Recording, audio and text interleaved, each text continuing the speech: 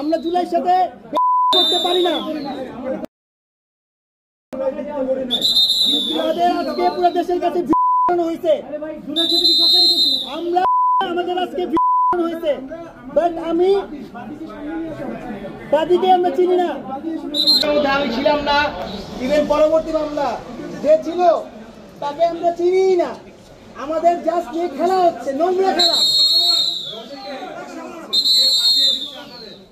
কে ফাঁসাচ্ছে? আমরা তো ভিতরে ভাই, আপনার তদন্ত করে বের করুন। মিডিয়া ভাইরা সবসময় আমাদের সঙ্গে ছিলেন, আমরা চাই যে এখন আমাদের সঙ্গে থাকেন।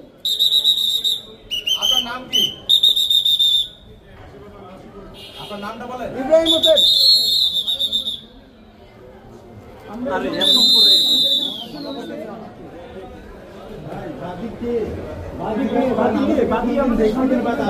বাদীকে আমরা চিনি না।